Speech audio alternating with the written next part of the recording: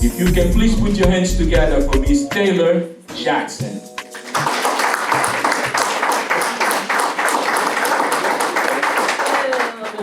Good evening, everyone. Good evening. Hold on, I need a little bit more energy than that. Good evening, everyone. Good evening. Awesome. It is an honor and a privilege to be able to introduce these incredible, genius artists that we have partaking in this discussion tonight. And again, truly an honor to be able to welcome them and introduce them. So I will start with Uche Iroha. Uche Iroha stands as a prominent figure among the emerging generation of Nigerian photographers, seamlessly blending the documentation of everyday reality with creative visual language. Uche expands the horizons of photography, steering local art into innovative directions. His high-quality images intricately portray bodies within context, delving into the physicality of existence amidst the diverse cultures and influence of 21st century Lagos, a megacity grappling with urgent social issues.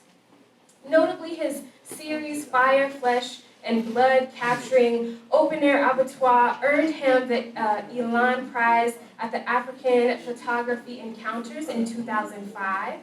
This collection immerses viewers in a vivid tableau of color, smoke, and intense close-ups, creating iconic movements and moments that are simultaneously harsh, powerful, and poetic. Beyond his individual pursuits, Uche played a pivotal role in establishing the Depth of Field Collective. This is a collaboration of 6 talented young photographers creating compelling exhibitions in Nigeria and internationally. Their combined perspectives offer insights into the complexities of their environment. Uche also dedicates himself to mentoring the next generation of photographers through workshops and seminars. Currently serving as the conductor of Photo Garage Lagos, Uche provides an informal yet authentic space for artistic exchanges and doubles as a training ground for aspiring artists who choose the camera as their medium. His exhibitions have garnered global recognition, and he lives and works between Lagos, Nigeria, and Houston, Texas. If you could all help me in giving a very warm welcome to Uche. Uche, we welcome you to the conversation. Next, I would love to welcome Andrew Dosunmu. Raised and educated in Nigeria, Andrew refined his aesthetic sensibilities working as a design assistant at Yves Saint Laurent. Later transitioning to photography, filmmaking, and creative direction, his stardom continued to rise in the U.S. after directing music videos for acclaimed artists such as Isaac Hayes, Tracy Chapman, Maxwell, Aaron Neville, and Wyclef Jean. Andrew's visual language centers on the humanity and beauty of global cultures, evident in his work spanning fashion, portraits, ad campaigns, documentaries, and films like Restless City and Mother George, which won Best in Photography with Bradford Young at the 2013 Sundance Film Festival and Best Director at 2014 African International Film Festival. His recent film, Is Kyra, featuring Michelle Pfeiffer and Kiefer Sutherland, premiered at the 2017 Sundance Film Festival, receiving glowing acclaim from publications such as Los Angeles Times, Rolling Stone, Huffington Post, Seattle Times, India Wire, Film Stage, Film Pulse, and Rotten Tomatoes. In 2021, his collaboration with On Running Untethered earned a One-Show Merit Award and made the CLIO shortlist. Andrew also directed the Netflix original film, one of my personal favorites, Beauty, produced by Lena Waithe, which featured at the Tribeca Film Festival in 2022. The first retrospective volume of Andrew's photography monograph reflects on 20 years of previously unpublished colorful portraiture, including stills from music videos and the 2022 Netflix film, Beauty. This volume unveils Andrew's prolific personal body of work, portraying stylish individuals, and the image is characterized by Andrew's instinct for color, celebrates global culture with sensuality, but also offering compelling aesthetic vision. His photography has been featured in iconic magazines like The Face, Vibe, Fader, Vogue, Paper, and Interview, and has been commissioned by global brands such as Nike and Adidas. A quick quote that I want to cite from Bradford Young about Andrew. He said, "My collaboration with Andrew is sacred to me. That's how I regenerate fresh blood cells and stay connected to everything about practice that I consider to be sort of innocent and underdeveloped. That's a collaboration for life." Without further ado, please join in welcoming Andrew Dosunmu to the conversation.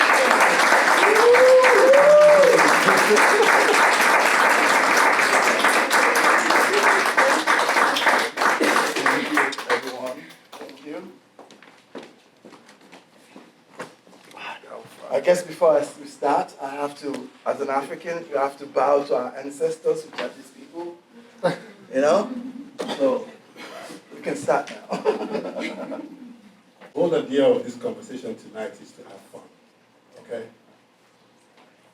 This is home, this is the village square. I'm not a fan of formalities myself. I live, I breathe, I grew up, learned how to play rules. Friendship, humanity, closeness, Ubuntu. We've been to festivals where people like giants like Andrew Dosunmu, we've seen projects, huge festivals, art exhibitions, biennales, set up with hundreds of thousands of dollars, without soul, without connection, without that humanity, without that touch, that village family life, that Africanness. But tonight, instead, we have all those. All right? We're family. So we're going to have fun. Feel free, relax, ask questions, but most importantly, enjoy yourselves, okay? All right, so Andrew, who are you really? Wow, who am I? It's a vast question. But I guess to simplify it, I would say I'm a Yoruba man born to a prestigious Yoruba chief, and I was raised around culture. Culture was very prominent, you know, and the respect to our ancestors were things that no day goes by without you praising your ancestors. Every prayer, everything you did, you pray for the dead ones and the unborn. So that's who I am. If that simplifies it, that's Andrew, don't call anybody here. This is no, that's not who you are. I said it's a little question. Yeah. I told you that. Don't mind this guy. I mean, he's put down nearly 35 years of incredible work in fashion, in filmmaking, in photography.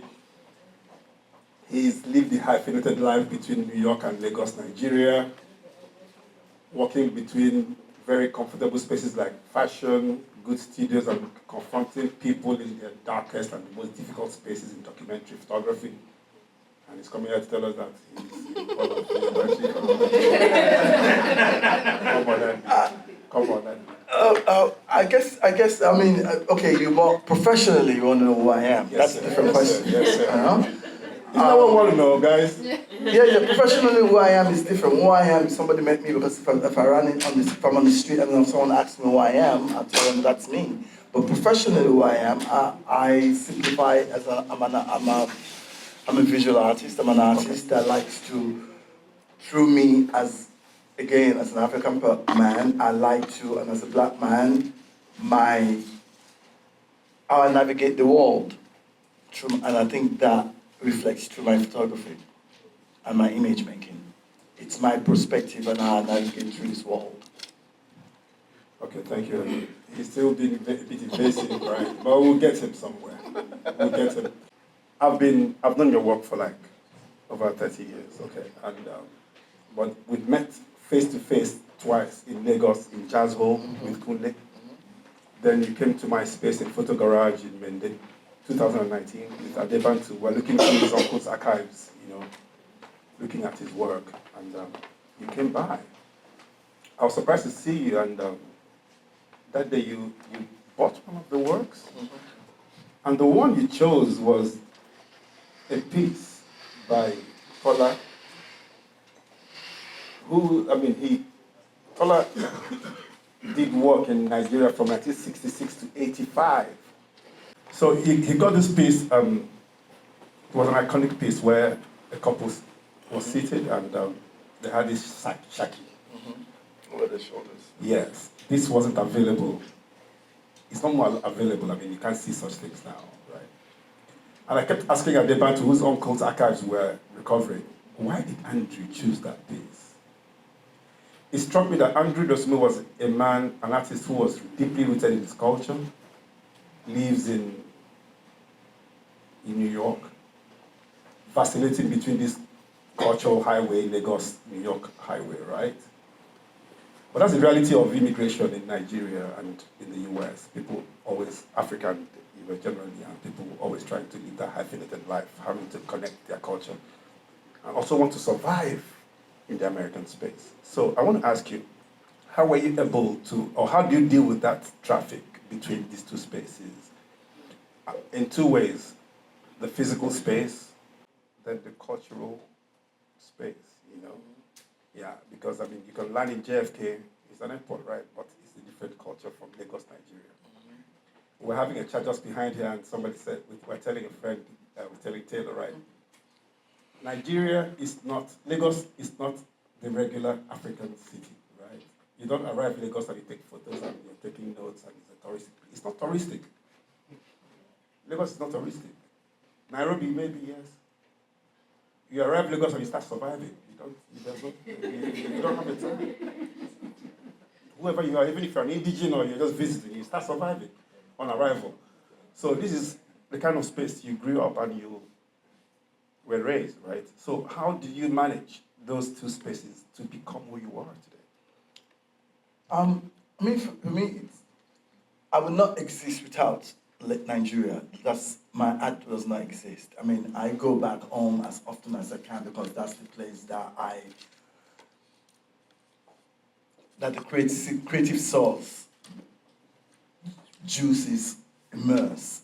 And I try to do that as often because, you're in a city like New York, for example, where everyone from around the world is there, everyone from a different part of the world, and how do you not all look at the same thing? How are you not inspired by the same thing? And for me, I've always been very fascinated about the history of us as Africans, or people of African descent that has not been told. Going back to that picture you were referencing, this is a picture where I really wanted, first of all, it's very, very difficult to find pictures post-independent of Nigeria in particular. It's very hard to find one. It's very hard to find them because people don't really keep them, people never had values for them, or they just can't store them under the heat for different reasons. And often, what I found was that leaving Nigeria to go to college, most of the things I needed to find out about my people were in foreign libraries. I had to go to England or go to New York Library to find the story about what happened in Umayyad in 1930s. Nobody has the pictures, you have to reference. So for me, that's always been the objective, and what drives me in doing this stuff is how do I archive who we are,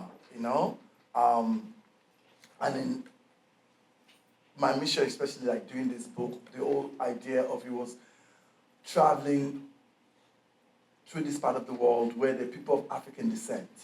Half of the book was shot in Latin America and going into these villages in Latin America where they've been black people there, they've been Africans there for 500 years. You go to a village in the Yangas in Bolivia and you walk into a place like that, you would think you're in a village in Africa.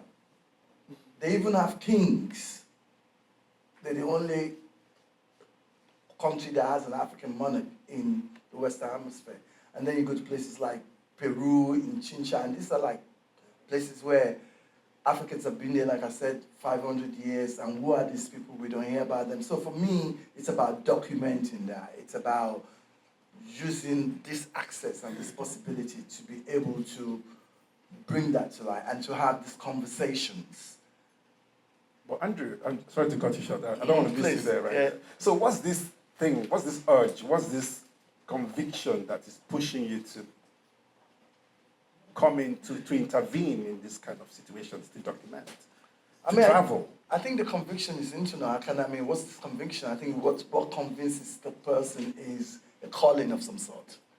I can't put a name to that calling. I can't specifically say what's that calling, but it's that calling as me as an artist. Why were you a photographer? Why did you become a poet? It's this thing I've always been fascinated by. And what is that calling? I can't really pinpoint it, but I know that's me, and I cannot exist without it. That's what I do know. And the calling will be me celebrating my people.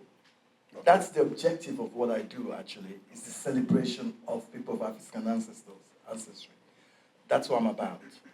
Andrew Dosunmu, let me formally say congratulations on this book, right? I got it a few days ago, and I read an interview with your friend Arthur Jaffa, and I'm leafing through this material, and I find it very conceptually ambiguous. I mean, there's no plan in the page planning, right? Some images are like however you want to see it, right? There's no respect to orthodox page planning. Is this how you plan the book, or is this what informs this kind of thought process? I'm glad you noticed that, because that was the objective of the book. The objective of the book was, how do you create a picture? I'm not interested in making a photography book. I'm trying to make a book that you reference, like you read great literature, like you watch movies. And I think for me, it's, how do I make this book chatting? How can these pictures have conversations with each other? Mm-hmm. That was the objective of it, of like, each picture should be having a conversation with one another. I'm not trying to make a book where it just sits on the table like great books and it's page by page, but I wanted something that, like, things, I always just remember that, like, films, when I watch cinema, the films that I love are not the films that I do understand when I walk out of the cinema, are the films that I wanted to watch it again, because every time I watch them, I find something new. And I wanted to make a book where you're not bored by flipping through it. You can flip through it, but you go back to it again and you see something else. So that was the objective of it.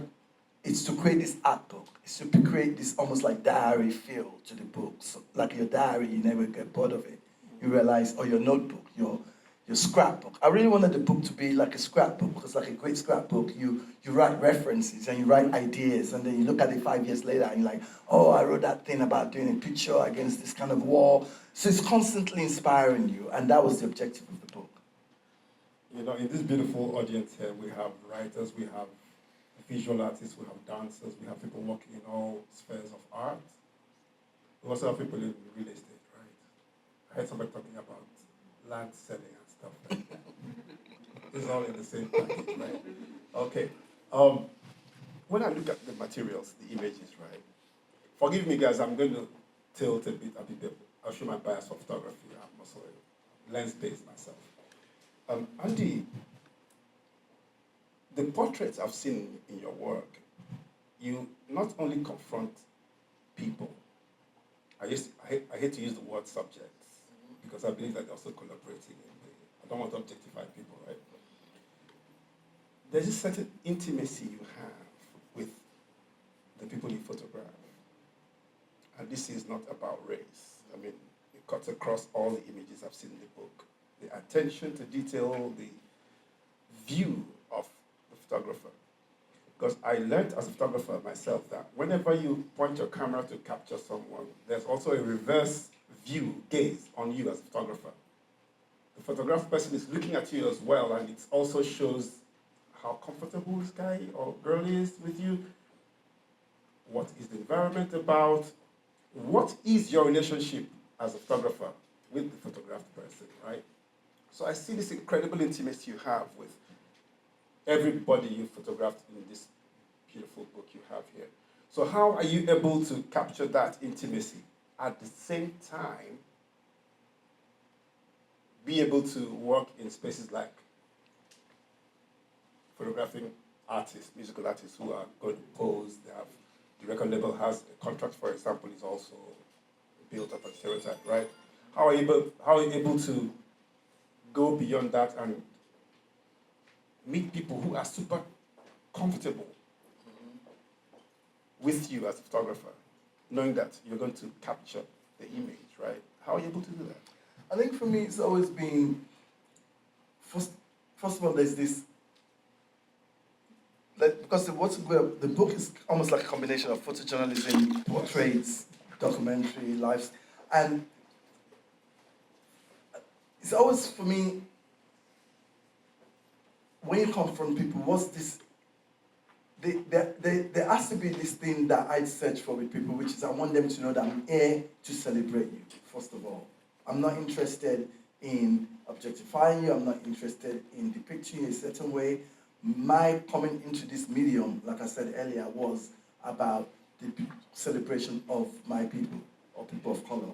And so I think that was the ultimate thing when I approach a subject. It's always, especially when you walk into somebody on the street, is that first connection, is it the smile that you talk to them about, or you strike a conversation, finding that thing that creates that humanity between you two, whether you meeting them and whether you're meeting somebody in,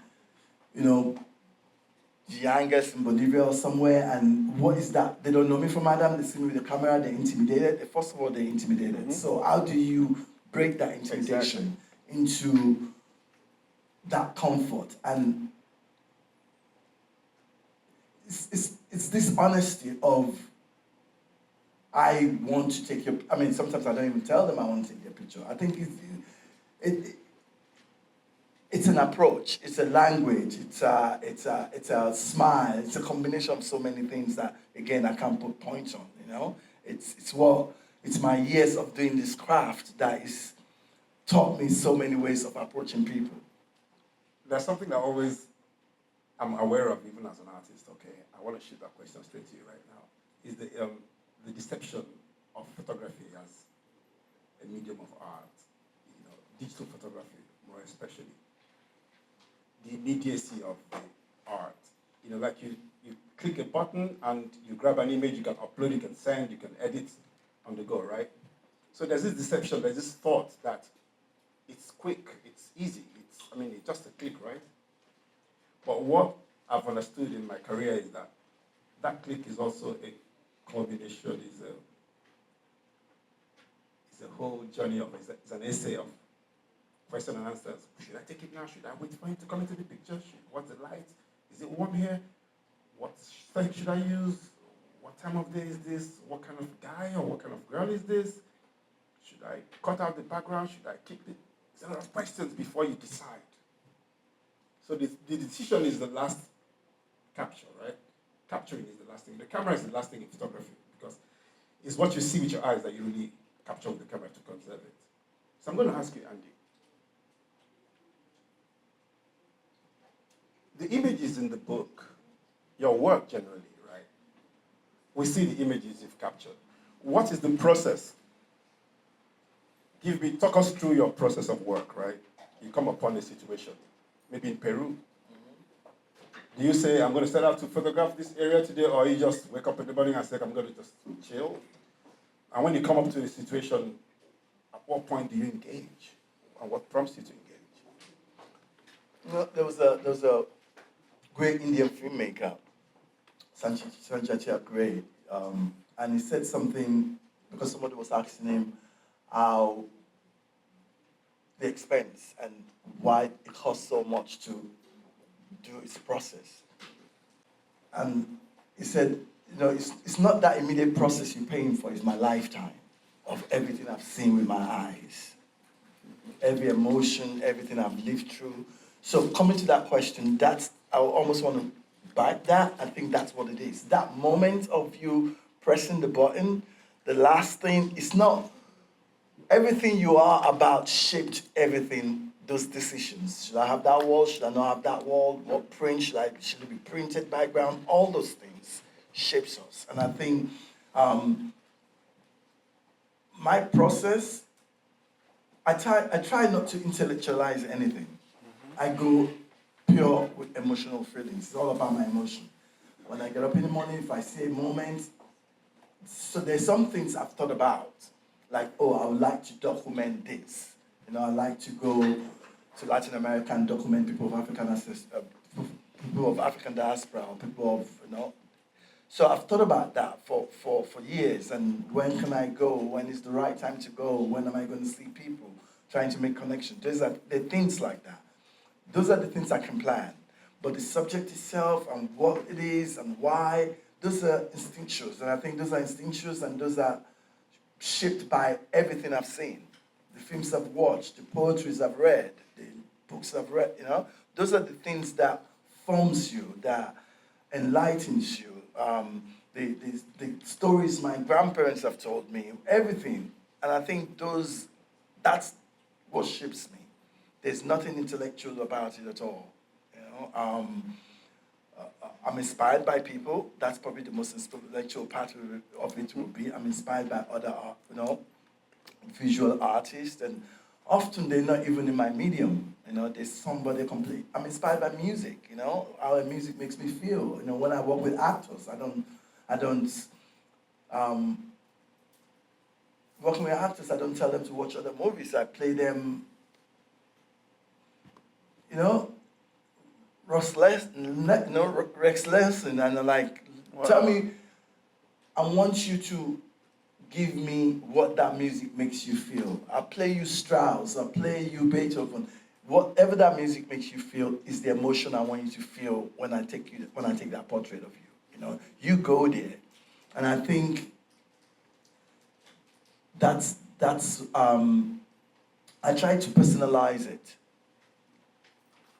That's my way of working, because that's the only way I can have that empathy, is by personalizing it. So that's my approach.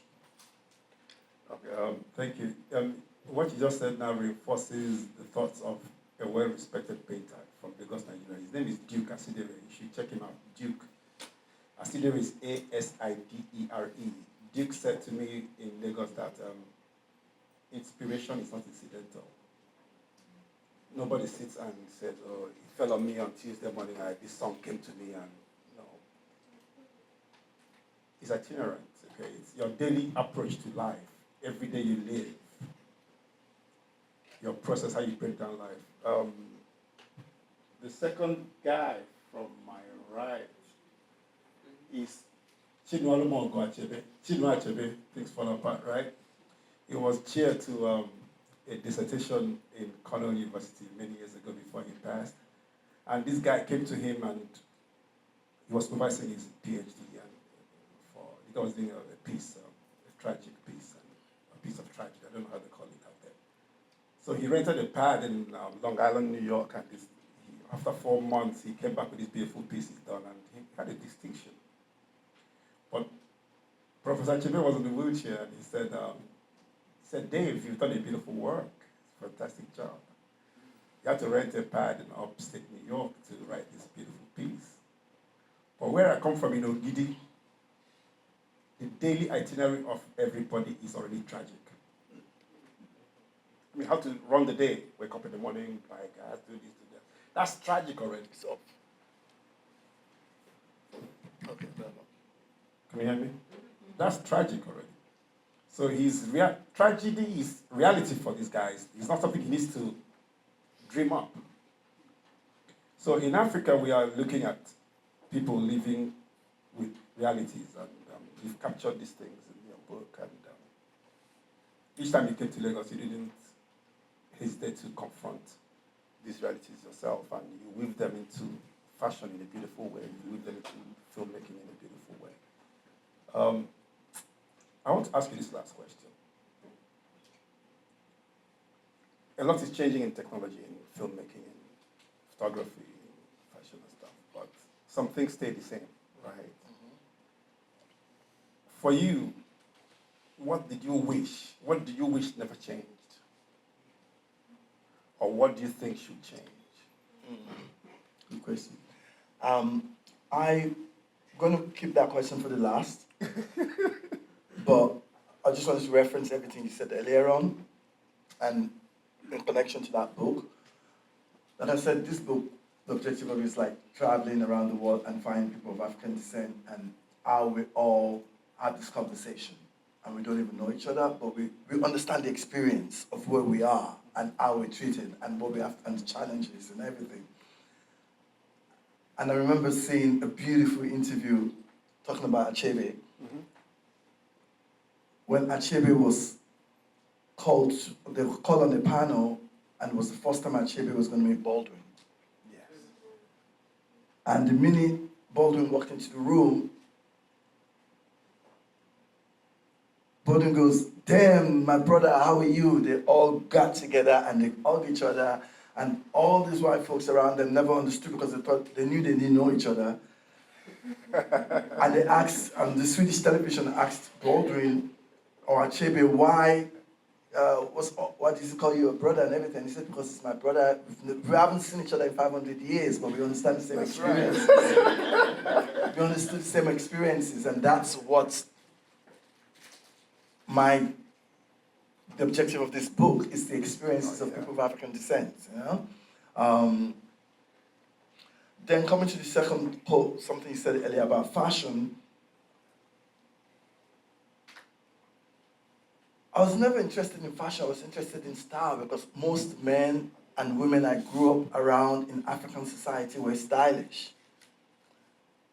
My uncles, my dad, I remember when I got into fashion, I wanted to depict those guys that I knew on the corner with their girls on a Saturday night trying to sweet up that CC on the street corner, you know? After the evening shower, they gone to work, they got back from work, they had their shower, they got their best clothes on, they got a, match in their mouth, matchstick in their mouth. They were, and either them or the guy in the little Fuji Faji party, they were stylish, man. The way they were, African, the way they wore their hats, This is like in the 70s? Yeah, the 70s. So I'm saying, so you across Africa, the way when you look at pictures, the way people were stylish with wherever they had, and I wanted to translate that into fashion, because when I go into fashion, and I remember in my early years, I used to work with like magazines like ID, and I was in the beginning of Vibe when Vibe started. It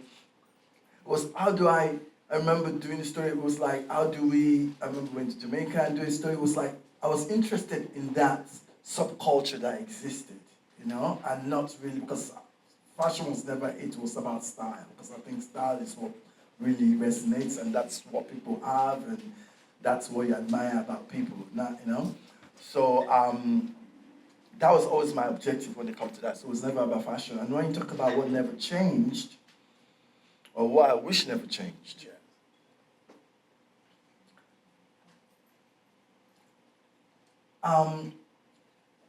access. I think coming from where we came from, we never had references. I remember as a teenager telling my father, a conservative man, that there's this thing called fashion and I would like to work in it. And I remember him calling my mom and go, your son wants to be a tailor.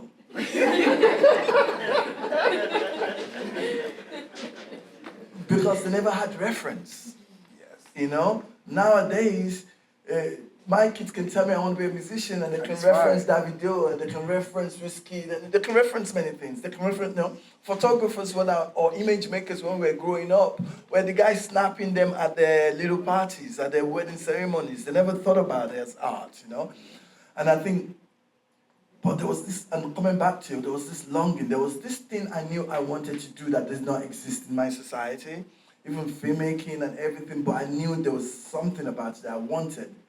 So I went searching for it, living my own, self-exiling myself from my own country because that's what I wanted, going to France and studying, going to the libraries, and I think the access was, I was looking for it. I was looking at on every shelf of whether it's Centre Pompidou or the public library and discovering these people, Gordon Parks was someone I discovered myself. I never heard about it. I was looking through shelves. I saw a book of a photographer. It was a black person. I was immersed in it. Eugene Richards, name them. I discovered them just like films. I was self-taught. So, and I think that hunger for it, that drove me, made me curious, and those people reference other stuff. And I was watching. I wanted to make films, but I was watching films from, I was exposed to Iranian films and Persian films, and I realized, like, if they can make films, auteur films about their people, why can't I make it about my people? So what I wish never changed was I wish people, youth, have that access. The access is so available to them that it's unappreciated because it comes on our screen like that, So that's why I wish never changed. Like, I wish the idea of being able to go to those spaces and looking for it, and the hunger of it is still there, and the fact that it's available to us, it's almost like we don't appreciate it. It's in front of our nose, Okay, ladies and gentlemen, boys and girls, Andrew Dosunmu is one of the people who pushed the boundaries and made it possible for the global refocusing of African art. And I mean, when we were still kids in secondary school, big platforms like BBC, Africa World had 70% of the content of Africa about wildlife, just wildlife, right? They didn't know there was a stock exchange in Lagos. They didn't know there were universities and poetry, and there was art in Nairobi. They didn't know there was a platform in Ouagadougou, universities in Nairobi. They didn't know that. But they love the elephants and giraffes and stuff, hippos and go. Yes. But because of the work of people like Andrew Dosunmu and other beautiful people across the continent, they've reinforced the change of stereotyping and challenged the gaze on Africa, not just in art, but as a people. This is 400 years of commodification of black people in slavery, and we're dealing with immigration, tilted immigration laws all over the world, even in the US. Art, culture has lent itself more as a much more powerful weapon to address global political issues, more than politics have even done itself. So, ladies and gentlemen, Andrew Dosunmu, thank you very much for coming out. It's been a pleasure talking with you, bro.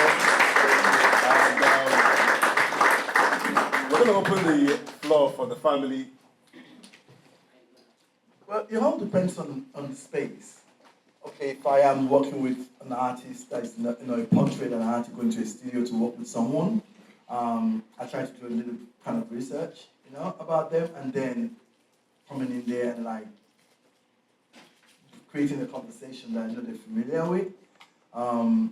That's on the portrait base, which I try to do less of.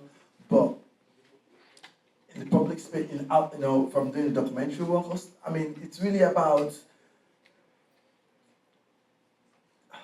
smile, really. I think that's always the weapon. For them, smile, for them to know that you're there to celebrate them, especially when you talk about on the continent.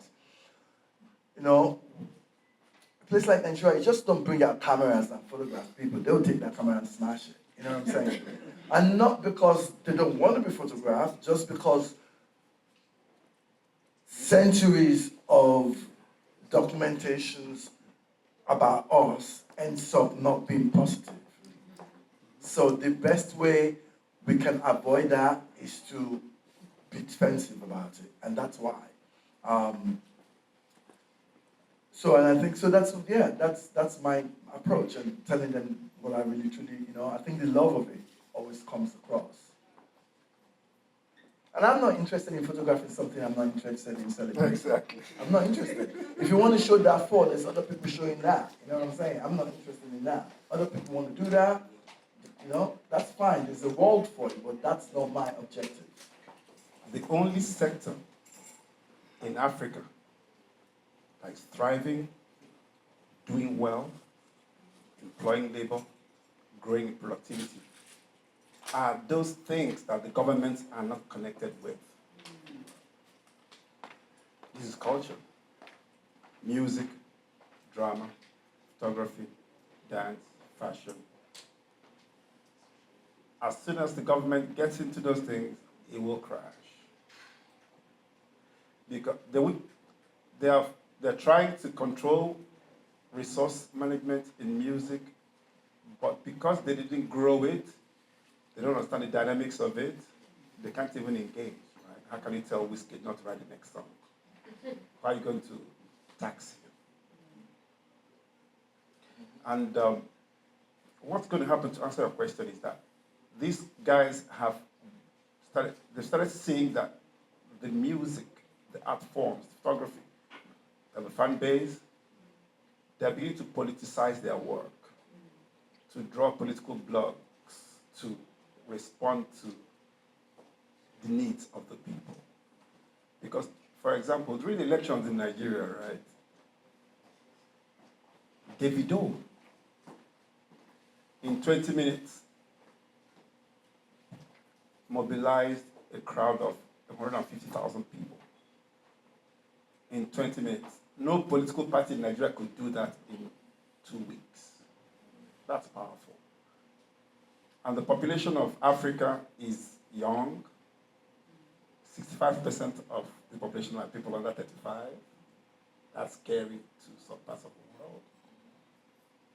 A German guy was asking me one day, said, what do you guys do with this young energy? It's scary to see a lot of young people walking past, like in Lagos. I mean, you see, like, the whole day you see young people walking by, like, thousands of young people. And people are scared of young people, right? Old people like us are scared of young people. I'm not scared of young people, I love them. I'm not old. Exactly. Okay, so to answer your question, this is the reality of Africa, because these guys are going to take the leadership by themselves. They might not be in the House of Assembly, it might not be in the studio, but they're going to question things. These people here are not leaders, like maybe Kwame Nkrumah and a few people, but the other ones are people who use the gift of art to push political issues. Fela Nicolas Bokuti, I mean, he painted the most powerful sonic portrait of Africa culture. The works of Andrew Dosunmu here is powerful in terms of how he's captured black culture. I mean, forced it in the middle of New York. New York, not Colorado. New York. Yeah. So this is something powerful. And it's not going to change because it's incredible, you know?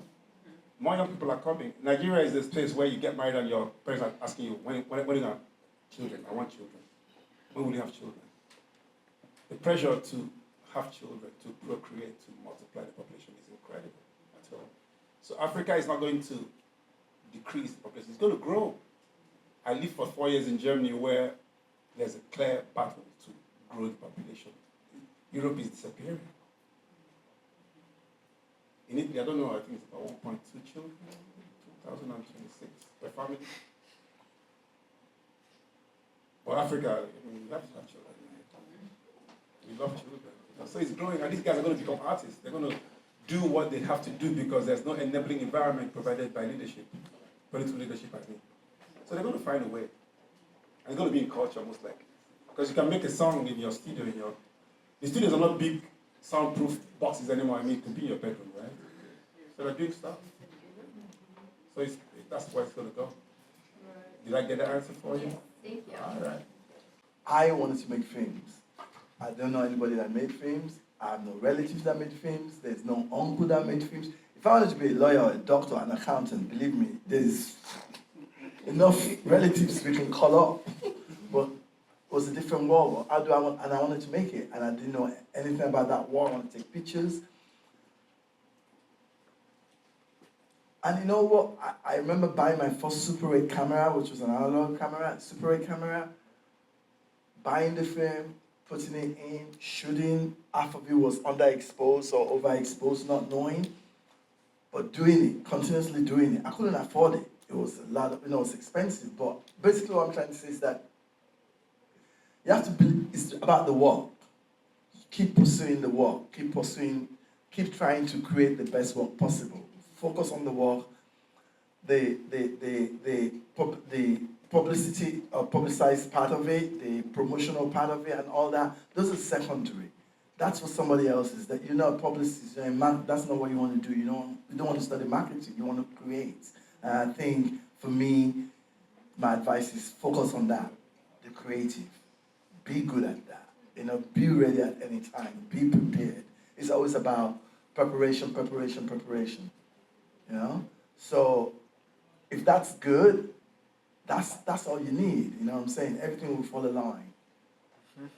French colonialism, British colonialism, imperial colonialism, they're all worse. They're all terrible, they're all bad. I'm not gonna give one over the other. That's right. They're just all terrible. They shouldn't be there, we shouldn't have been there, you know what I'm saying? So if the British had a way to stay in their colonial part, I mean, they did actually, South Africa, Zimbabwe, all those places, just as long as, you know? So as far as we in diaspora, I can talk for myself. I think, first of all, I think it's crucial that the development of Africa contributes to the rise of people, of black people around the world, period. And as long as Africa is whatever called, underdeveloped, whatever you want to call it, you know, we will always face the trauma we do over here. You know what I'm saying? You could be the biggest black billionaire in the world as a black man, they still look at you that way as a black person. So I think, you know, we find the comfort of being in this society that they've paid, that, you know, it's been paid for. I mean, thank God for our brethren, because without the sufferings and the pains of African Americans, we won't be here. You know what I'm saying? So we are enjoying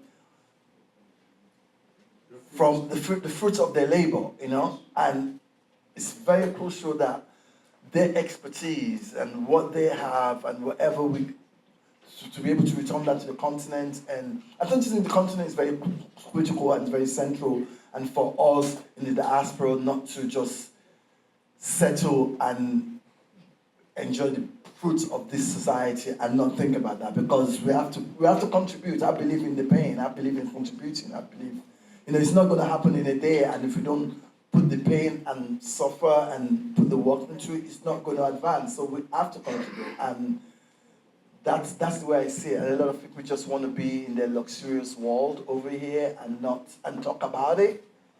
But what is your contribution to it?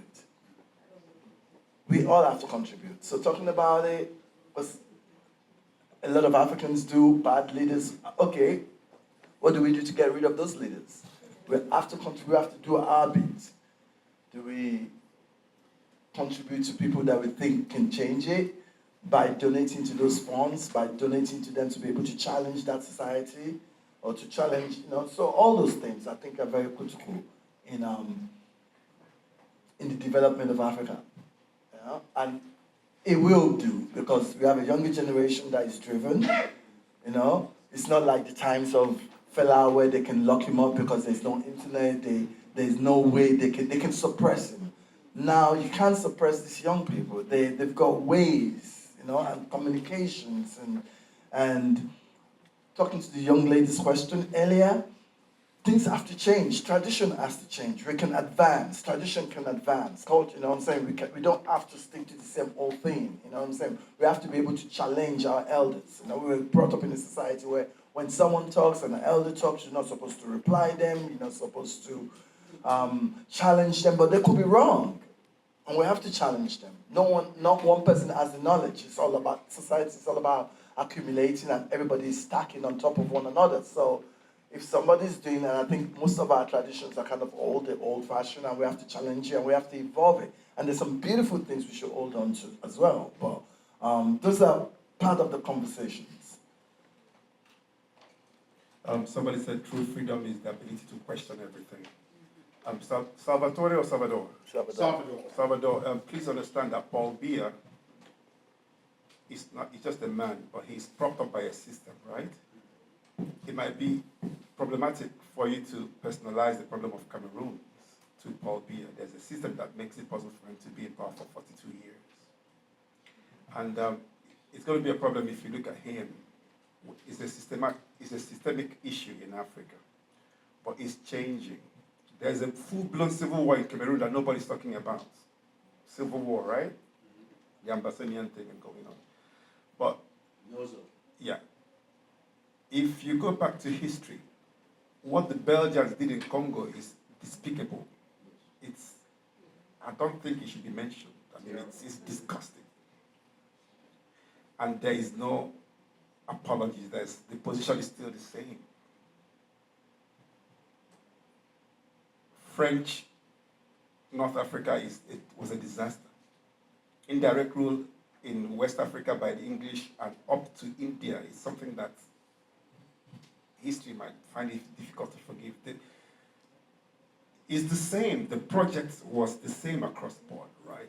But what is clear is that any system that militates against humanity will fail, because humanity will always win.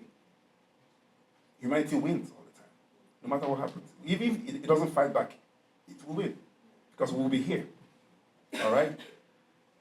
Bad politics, corruption in the system will fail. It's not working. I mean, there's a budget of 15 billion naira for renovation of the vice president's home. And the budget for schools was, for loans, for student loans in Nigeria was about 9 billion. So these are things that disjointed and mixed. I don't know the English. If I speak it, but it's better for me. I'm sorry, anyway, I can. Yeah, English is a limited language, but where we come from, there's things that we can't say. I mean, connotatively, it's more powerful in the mother tongue, right? But what he's saying is that two things I take away from what he just said: that culture is dynamic. The English jacket in the 12th century is different from what the English people call English jacket right now. But they want Africans to keep being in the cave with those dancing, raffia stuff. But we grow. If you ask me what happened to African music of 400 years ago, Davido is there, Two-Face, they're all there making the same music. Time is changing. They change with the time, right? But the culture is still the same. The spirit is the same. So in Cameroon, I'm worried about Cameroon personally because I'm looking for younger generation artists who are going to respond to those kind of political situations. I don't see a lot. Because we don't have the money in Nigeria. Nigerians are not rich. If you want to know, Nigerians are probably resilient. They don't stop. I don't know how rich. If most of the artists you love today, they came from zero. It's like zero. Apart from Davido. Yeah, no, Davido, exactly. But there are guys who come from nothing and they just keep pushing. That's the feeling we have at home. And the same thing in Africa generally. You go to Namibia, you go to Zimbabwe, these are guys who are not stopping at nothing because there's no hope from the States. Everything has failed except family. Everything failed. So don't give up. Don't give up. Your job as somebody who in the diaspora is also to inspire.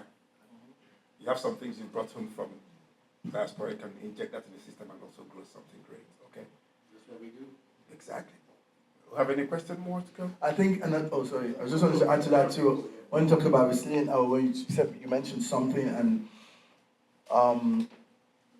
that something to do with humanity will always prevail. Absolutely, because going back again, when you think about all the Africans that were brought to this part of the world 400 years ago, the plan was not this. Exactly. They did not think 400 years later we're going to be challenging their sons and daughters for the same job. That was not the plan. The plan went wrong. And we should never forget that. Yes, indeed. We should never forget that.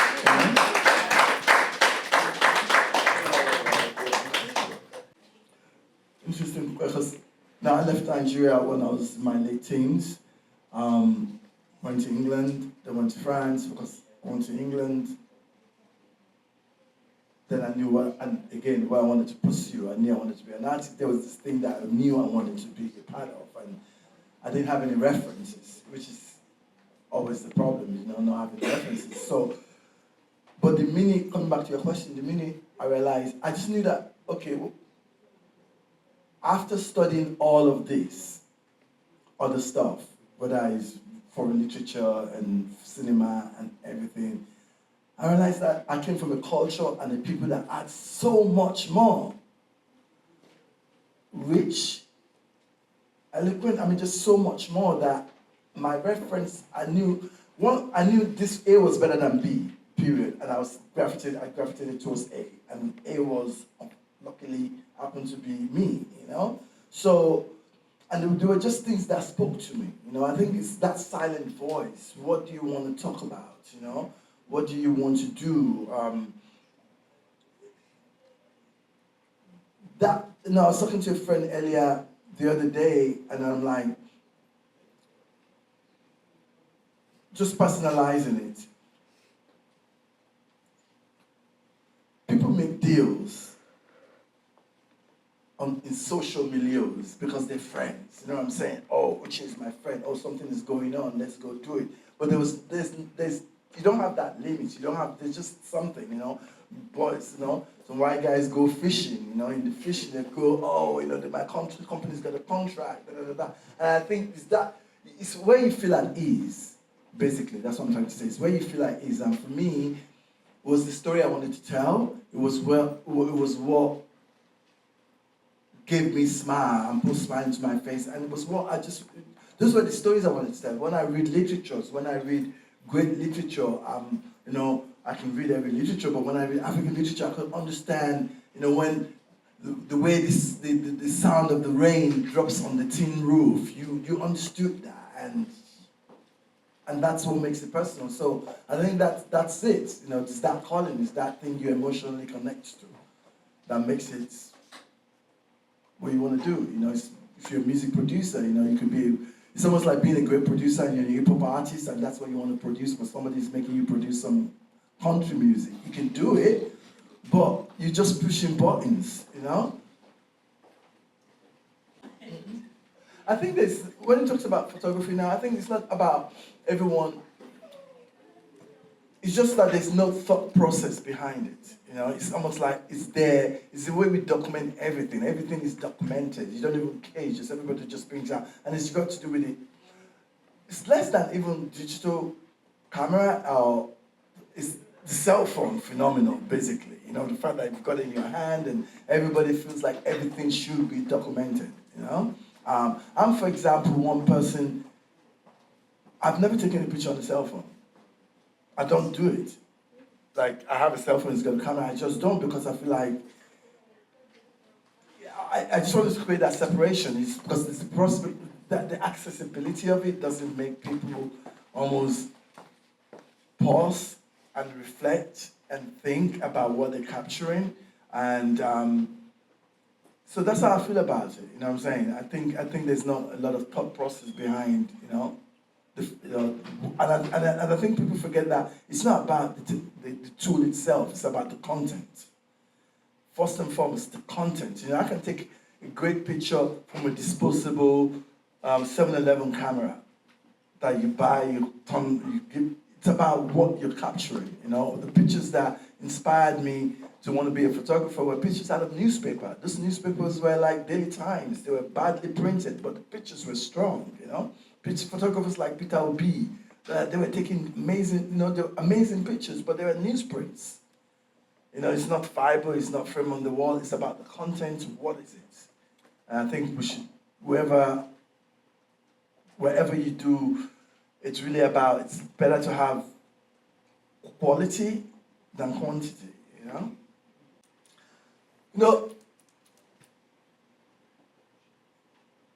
I've just always been, I think that, first of all, I think we kind of, between ourselves, as people of African descent, we kind of always create these petty issues, If you're from the Caribbean, it's like, oh, you're from the small island, you're Jamaican, you're Panamanian, you know what I'm saying? All that, and I look at them as petty issues, first of all, and we should not contribute to perpetrating it, because I think we are people of African descent, and that's the core foundation. I think one thing that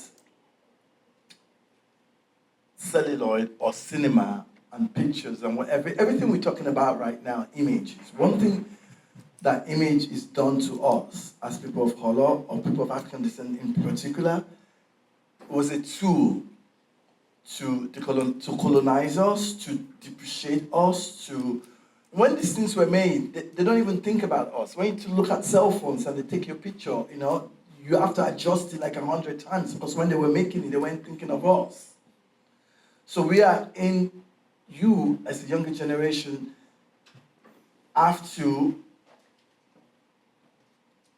create that connections between yourselves. That first and foremost, you're people of African descent. That's who you are. Hey, most of people, black folks don't even believe there are black people in Cuba. You have to tell them there are more black people in Cuba than there are in most parts of the world, because most Cubans they see or they portray for them to see are never Afro-Cubans, So I think there's way more to that, and I think for me it's really about that communication than anything else. Communication, communication between one another, communication between the diaspora, between the community about the importance, and to understand that we're not an island, and that's the problem. We cannot be an island because we never succeed as an island. Collectively is where our strength is, and collectively is where we are going to take the world, because we are. So that would be my answer to that. Sorry, to correct what you said, if you say to yourself that you are not black enough for the people at home, it's all in your head. You are because you are. Mm-hmm. You're not going to become black because you think you are black. Whether you like it or not, you are who you are. You are already that which you want to be. Mm-hmm. And nothing can change it. Mm-hmm. If you don't believe it, you're going to be in a space where you'll be treated or you'll be seen as who you really are. So you're going to reinforce yourself. It's about identity. I understand at your age you're dealing with identity. Everybody dealt with it. I dealt with it myself. Maybe I'm not, I lived all my life in Nigeria. I moved 3 years ago. And your contemporaries are not thinking of who they are. They're trying to survive at home, right? I think you showed up at a beautiful time in life where you have access to the internet. You have devices that can create images and videos and stuff, talking about culture. Things at your fingertips. You don't owe anybody any reason to say, I couldn't do this because of that. No. You have everything you can work with to create stuff. Okay? So instead of dealing with those funny thoughts that come to you to distract you, you can launch in and do what you love to do. If you love to capture stuff, start from home. If you're scared of or intimidated or shy, start photographing your family. People like your mom, you can photograph her. That's how I started. My mom was like, which I'm not well dressed, I just woke up. I'm like, it's not a fashion shoot. I want to capture you when you just woke up. That's a photo, right? There's a photo of you not happy, there's a photo of you smiling. Everybody's smiling all the time. Sometimes you're sad. I want to capture that too. So it's a procedural growth. You won't be like Andy tomorrow. Andy, he posted a lot of films. I did too. It's growth. When you were 5, you went like this, right? So don't entertain those thoughts too much of not being able to be that for anybody. Who cares? Be yourself. Be you. Do you.